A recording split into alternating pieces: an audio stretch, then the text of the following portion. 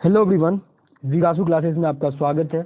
आज के क्लास में हम सीटेट पेपर 1 मैथ का सेक्शन करेंगे और यह सीटेट पेपर 1 का पहला क्लास होगा। इस क्लास के माध्यम से हम इम्पोर्टेंट थ्योरी को समझेंगे और उससे बनने वाले क्वेश्चन को भी देखेंगे। बिना टाइम को वेस्ट किए हुए आइए क्लास को स्टार्ट करते हैं। यदि लाइक नहीं किए हैं तो हमारे वीडियो को लाइक कर दीजिए, सब्सक्राइब कर दीजिए और अपने दोस्तों को शेयर कर दीजिए। आइए देखते हैं। आज के क्लास में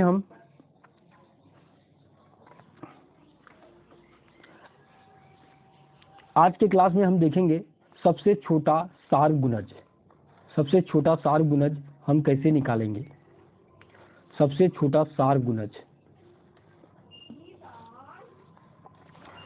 तो एलसीएम हम दो संख्या दिया है, यदि हम उसका एलसीएम निकालेंगे तो वह सबसे छोटा क्या होगा, सार्व गुणज होगा। दो संख्या का यदि हम एलसीएम निकालते हैं तो वह क्या कहलाता है, सबसे छोटा सार्व गुणज कहलाता है। मतलब सबसे छोटे सार्व गुणज पता करने के लिए हमको संख्याओं का क्या निकालना होगा, एलसीएम निकालना होगा। सबसे बड़ा सार्व गुणज मतलब गुणनखंड, उसको निकालने के लिए सबसे बड़ा सार्व गुणनखंड निकालने के लिए हमको संख्या का क्या पता करना पड़ेगा, एचसीएफ निकालना होगा। क्या होगा, एचसीएफ निकालेंगे तो सबसे बड़ा सार्व गुणनखंड निकल जाएगा, बिगेस्ट कॉमन फैक्टर निकल जाएगा। अब देखिए, मान लीजिए दो संख्या है, कोई दो संख्या है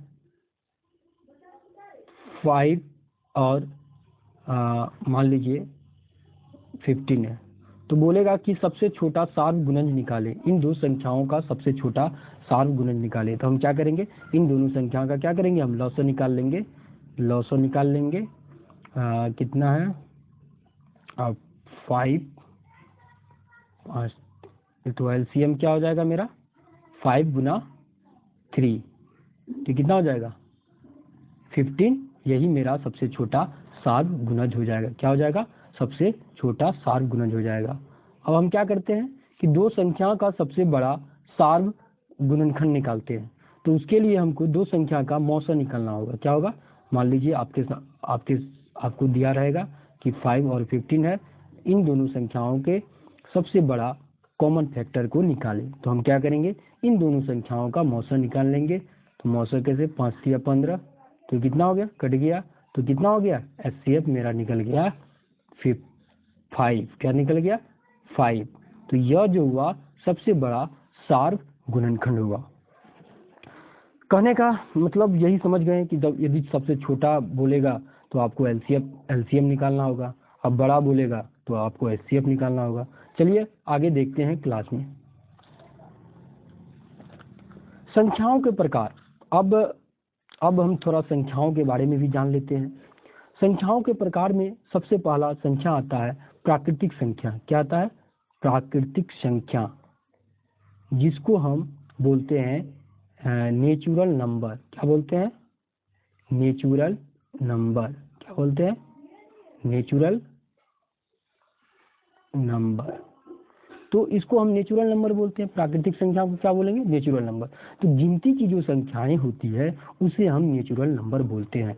यह संख्या कितना से स्टार्ट होता है, 1 2 3 4 चलते रहता है, तो इसे हम बोलते हैं प्राकृतिक संख्या। दूसरा देखते हैं, दूसरा होता है पूर्ण संख्या। पूर्ण संख्या किसे बोलते हैं, इसको बोलते हैं हम होल नंबर। क्या बोलते हैं, पूर्ण संख्या, इसको हम क्या बोलेंगे, whole number. Whole number, English में होल नंबर बोलते हैं। तो यह संख्या क्या होती है, वह गिनती की संख्या जो 0 से स्टार्ट होती है। मतलब 0 1 2 3 4 5, यह जो संख्या है इसको हम बोलेंगे पूर्ण संख्या, इंग्लिश में इसको बोलेंगे होल नंबर। आइए तीसरा आता है मेरा पूर्णांक संख्या। किसको बोलते हैं, पूर्णांक संख्या। पूर्णांक संख्या किसे कहते हैं, हाँ, पूर्णांक संख्या बोलेंगे हम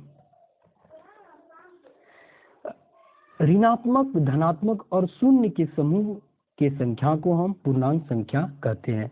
अब मान लीजिए यहाँ पर क्या आ जाएगा, यहाँ पर मान लीजिए ऐसे, यहाँ पे 0 हो गया, यहाँ पर -1, यहाँ -2, यहाँ -3 और यहाँ -4। यहाँ पर क्या हो जाएगा कि 1 2 3 4। तो क्या हुआ, यहाँ पर माइनस वाला हुआ, यहाँ 0 हुआ, इधर प्लस, मतलब इधर यहाँ से हम आगे की ओर बढ़ेंगे दाहिने तरफ तो क्या होगा, प्लस होगा, और 0 से हम बाएं की तरफ बढ़ेंगे यहाँ से तो वह माइनस होगा।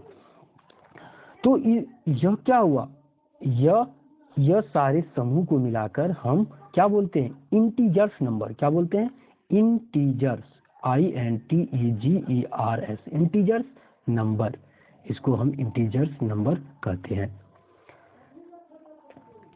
आता है चौथा, परिमेय संख्या। क्या आता है, परिमेय संख्या, रेशनल नंबर। इसको बोलते हैं rational number, RATI, rational number. तो परिमेय संख्या किसे कहते हैं, कि जिस संख्या को हम P/Q के रूप में लिख सकते हैं। क्या कहते हैं, P/Q के रूप में, मतलब अंश बट्टा हर के रूप में जिस संख्या को हम लिख सकते हैं उसको हम परिमेय संख्या कहते हैं। जहां पर कंडीशन यह होना चाहिए कि Q नॉट इक्वल टू 0 और P और क्या होना चाहिए, P क्या होना चाहिए, पूर्णांक होना चाहिए। क्या होना चाहिए, पूर्णांक होना चाहिए। तो इसे हम क्या बोलेंगे, परिमेय संख्या बोलेंगे। तो Q क्या होना चाहिए, Q नॉट इक्वल टू 0, मतलब Q जो है ना 0 नहीं होना चाहिए। दूसरा है, पांचवा है अपरिमेय संख्या। क्या है, इर्रेशनल नंबर, अपरिमेय संख्या। तो इसको जिस संख्या का पूरा वर्गमूल ना निकले उसे हम अपरिमेय संख्या कहते हैं। जैसे √2, √3 क्या है, यह अपरिमेय संख्या है। और सारे संख्या को मिला देते हैं तो वह क्या बन जाता है, यदि सारी संख्याओं को हम मिला देते हैं तो वह क्या बन जाता है, वह बन जाता है वास्तविक संख्या। वास्तविक संख्या क्या बन जाता है, वास्तविक संख्या। तो इसको बोलते हैं रियल नंबर। क्या बोलते हैं, रियल नंबर। आइए आगे क्लास की ओर चलते हैं। अब देखते हैं हम, हाँ अब देखिए यहाँ पर एक्सिम, अभिगृहित। क्या बोलते हैं, एक्सिम को बोलते हैं इंग्लिश में अभिगृहित, हिंदी में बोलते हैं, सॉरी। इसी यदि कोई स्टेटमेंट है, कोई कथन है जिसको सच माना जाता है बिना किसी प्रूफ के। यदि कोई स्टेटमेंट है आपके सामने, उसको बिना प्रूफ के सच माना जाता है तो उसको बोलते हैं अभिगृहित। जैसे 5 + 3 तो वो क्या हुआ, 8 हो गया, मतलब कोई भी प्रूफ नहीं है, 5 + 3 उसको हम ऐसे मान लिए 8 होगा, तो यह कहलाएगा अभिगृहित। कंजेक्ट्यूर मतलब क्या होता है, ऐसे स्टेटमेंट, ऐसे कथन जिसको सच साबित करने के लिए प्रूफ की जरूरत होती है। मतलब आपके पास ऐसा कथन है जिसको सच साबित करने के लिए क्या होगा, प्रूफ की जरूरी होगा, उसको हम बोलते हैं कंजेक्ट्यूर। थ्योरम किसे बोलेंगे, प्रमेय। जब कंजेक्ट्यूर को प्रूव कर दिया जाता है तो वो क्या कहलाता है, थ्योरम कहलाता है। वो क्या कहलाएगा, थ्योरम कहलाएगा। अब देखिए यहाँ पर एक क्वेश्चन भी है, यहाँ पर क्वेश्चन दिया गया है, निम्नलिखित कथनों को पढ़िए, रीड द फॉलोइंग स्टेटमेंट। अभिगृहित प्रस्ताव है जिन्हें माना जाता है। अभिगृहित विशेष प्रमेय है।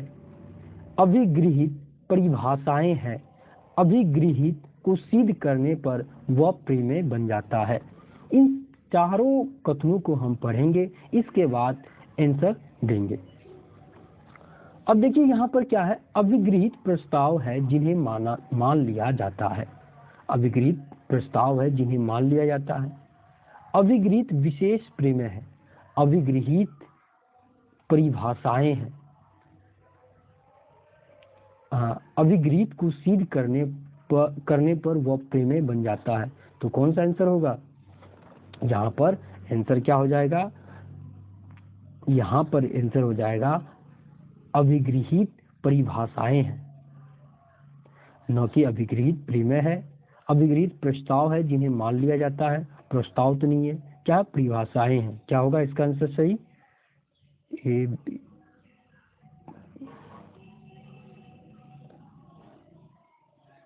क्या हो जाएगा यहाँ पर?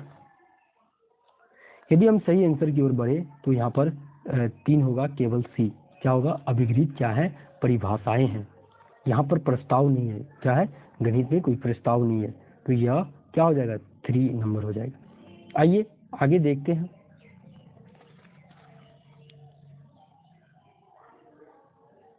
गुणनखंडों की संख्या।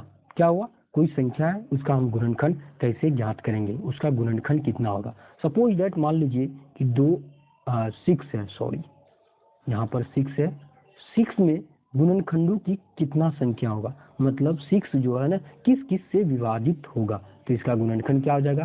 पहला 1 हो जाएगा, इसके बाद 2 से विभाजित होगा, यह क्या होगा? 3 होगा, यह क्या होगा? इसके बाद 6 से। तो इनकी गुणनखंडों की संख्या कितना हुआ? 1 2 3 4। तो कितना हो गया? इनको कौन कौन विभाजित किया तो कितना हो गया? 4 हो गया।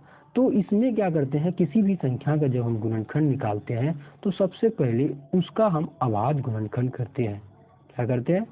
अभाज्य गुणनखंड करते हैं। जो अभाज्य संख्या है उसके पावर को देखते हैं। जब यह पावर में क्या करते हैं हम, जैसे यहाँ पर पावर में 1 है तो 1 है, तो 1 में क्या करेंगे, यहाँ पर जो पावर है 1 में क्या करेंगे, इसको यहाँ पर हम इस 1 में हम क्या करेंगे, इस 1 में हम और 1 को जोड़ेंगे, इसके बाद हम मल्टीप्लाई करेंगे। ये 3, इसमें कितना 1 फिर 1, तो कितना हो गया? 2 गुना 2 बराबर 4। तो कितना हो जाएगा?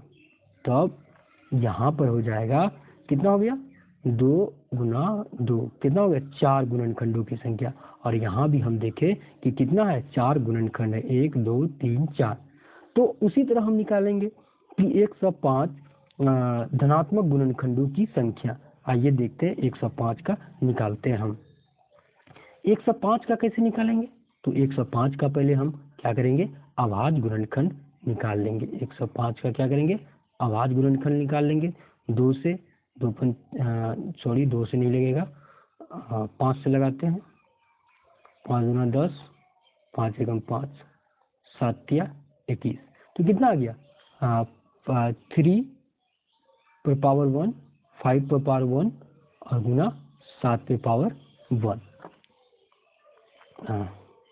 तो कितना है? तो उन पर 3 पे अभाज्य संख्या पर पावर कितना है? 1। तो 1 में हम क्या करेंगे, ये पावर में 1 को ऐड करेंगे। इसके बाद हम क्या करेंगे, ये वाले पावर जो है, ई वाले पावर में 1 को हम ऐड करेंगे। फिर ये वाले जो इसका पावर है कितना है? 7 पे पावर 1 है, तो 7 पे पावर 1 है गुना 1 प्लस 1। तो कितना हो गया टोटल? यहाँ पर देखिए, तो यहाँ पर हो गया 2 गुना 2 गुना 2, 2 गुना 4, 4 गुना 8। तो 105 का जो गुणनखंडों की संख्या होगा वह कितना निकलेगा? 8 निकलेगा। आइए दूसरे टाइप के क्वेश्चन को देखते हैं। इस तरह आप कमेंट में आप जो है ना आप 49 का निकाल के दिखाइएगा, इसके बाद 212 का निकाल के दिखाइएगा, गुणनखंडों की संख्या दिखाइएगा। क्या होगा? गुणनखंडों की संख्या। अक्सर यह सीटेट वाले एग्जाम में क्वेश्चन पूछे जाते हैं और बच्चे अक्सर कंफ्यूज होते हैं यहाँ पर गुणनखंडों में। तो आइए देखते हैं, आगे चलते हैं। अब आता है धनात्मक गुणनखंडों का योगफल। अब जो गुणनखंड निकला उनका योगफल कितना होगा। कहने का मतलब हुआ कि जैसे हमने निकाला कि 6 है, 6 का क्या होगा कि गुणनखंडों की संख्या जो उनका योगफल कितना होगा। यहाँ पर देखो इसका गुणनफल, ये गुणनखंड कौन कौन निकल जाएगा 6 का। यहाँ पर मान लीजिए आप 6 का कौन कौन गुणनखंड, 1 होगा, इसके बाद 2 होगा, 3 होगा, इसके बाद 6 होगा। तो इन गुणनखंडों का योगफल कितना होगा। कहने का मतलब 1 + 2 + 3, यह कितना आएगा? 2 3 3 6 कितना हो जाएगा? 12। तो यही निकालना है हमको। क्या निकालना है? यही निकालना है। मान लीजिए आप अब देखिए यहाँ पर 6 का कैसे हम निकाले, 6 का। अब देखिए 6 का हम कैसे निकाले, 6 का हम निकाले कि अब देखिए ये 6 है, पहले इसका क्या किया हम, अभाज्य गुणनखंड की, तो 2 गुना 3 आया। तो इसमें हम क्या करेंगे कि 2 पे पावर 0 और 2 पे यहाँ पर क्या है 1 है, यहाँ 1 है, सॉरी 1 है, 2 पे पावर 0 और 2 पे पावर 1 गुना 2 पे पावर 0 प्लस 3 पे पावर 1। तो कोई भी संख्या पे पावर 0 होता है तो क्या होता है, उसका मान 1 होता है। 1 + 2 गुना यहाँ पर क्या हो जाएगा 1 + 3, तो कितना आ गया 3 गुना 4। देखिए 12 आया कि नहीं। पहले भी हम ऐसे निकाले थे कि इसका योगफल कितना निकला था 12, गुणनखंडों का योगफल 12 निकला था। और इस मेथड से भी हम निकाले, मतलब यदि हमारे पास बड़ा से बड़ा संख्या हो तो हम उसको इस मेथड से अप्लाई करके निकालेंगे। आइए देखते हैं दूसरा, इसी में देखते हैं क्या है। अब यहाँ पर क्वेश्चन आ जाता है कि आपसे 210 के धनात्मक गुणनखंडों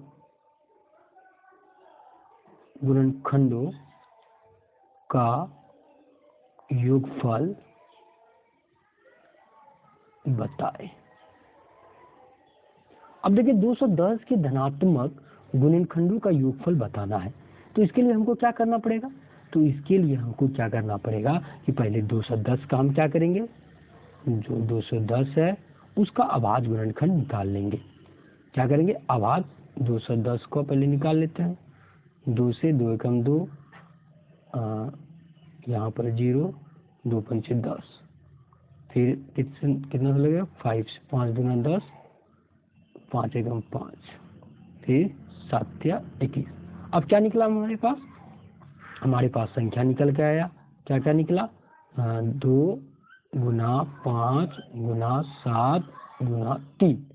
अब हम क्या करेंगे कि यहाँ पर क्या होगा कि 2 टू पावर 1 है, यहाँ भी 1 है, यहाँ भी 1 है, यहाँ भी 1 है, तो हम क्या करेंगे 2 पे पावर 0 पहला है, तो इसके बाद 2 पे पावर 1 लेंगे।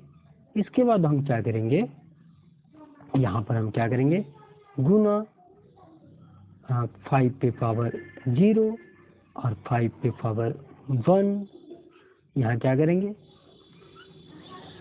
गुना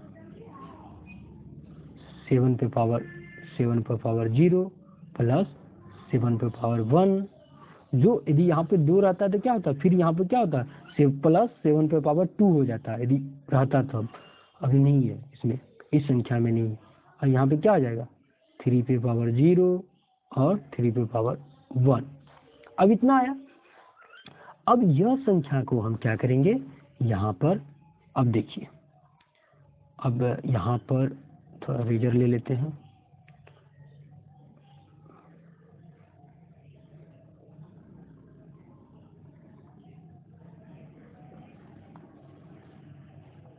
आइए देखते हैं।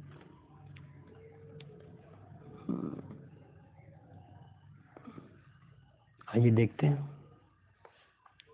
अब हम क्या करेंगे, ये जो संख्या है आपके पास, अब यहाँ पर क्या हो गया 2 पे पावर 0 रहता है तो क्या होगा 1, अब प्लस 2 कितना हो गया गुना 5 पे पावर 1, 5 पे पावर 0 1, यहाँ पर क्या है 5, यहाँ अलग कर देते हैं।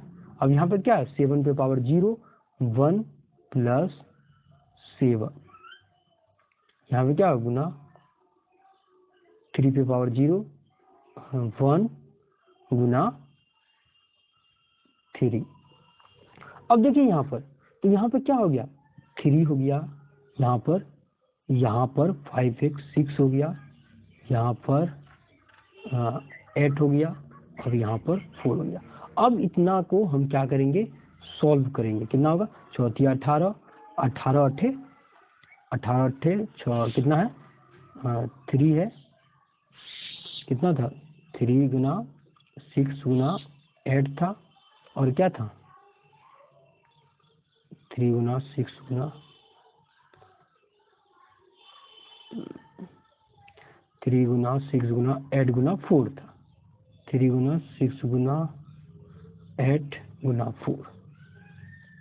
अब देखिए इसमें गुना करके तो 6 18 18 हो गया, 18 गुना 8 चौके 32। आइए देखते हैं तो क्या हो जाएगा 18 गुना 32 करते हैं, 8 दूना 16 2 1 3, इसके बाद 8 या 24 क्या हो जाएगा 8 दूना 16 का 2 2 1 3, 8 या 24 के 4, 8 दूना 4 2 3 2 5 6 4 3 7, और कितना हो जाएगा रे 8 दूना 16 के 6 2 1 3, 8 या 24 के 4 3 2 5 4 4 3 7, तो कितना हो जाएगा 576। कितना हो गया 576 हो गया। तो इस प्रकार हम क्या किए, यदि गुणनखंडों का योगफल निकालना था तो हमारे पास क्या हुआ कि जो संख्या है उस वो तो संख्या पावर है ही, उस संख्या पे जैसे यहाँ पे 2 था पावर 2 पे पावर 1, यदि यहाँ पर क्या रहता 2 पावर अधिक रहता, मान लीजिए कि 2 पे पावर 2 है तो उसको हम क्या करते 2 पे पावर 0 फिर 2 पावर 1 फिर इतना करके फिर गुना करते आगे वाले अभाज्य संख्या में। तो आज के क्लास में इतना ही।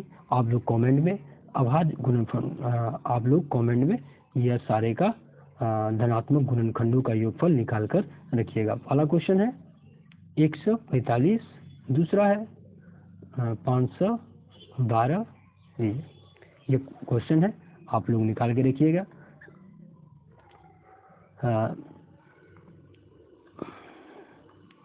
और एक सेशन कैसा लगा आप लोगों का ये सेशन, यदि अच्छा लगा तो आप लोग लाइक कीजिएगा और कमेंट कीजिएगा, जो भी सवाल दिए आप लोग बना के जवाब में कमेंट कीजिएगा कमेंट में सेक्शन में, और अपने दोस्तों को शेयर करना ना भूलिएगा। अब विकासू क्लासेस को यदि जो आप लोग देख रहे हैं जो सब्सक्राइब नहीं किए हैं, आपसे विनती है कि आप हमारे चैनल को सब्सक्राइब कर दीजिए। इससे अच्छे मटेरियल आने वाली क्लास में आपको ला के देंगे। आइए देखते हैं। Thank you watching this video, bye.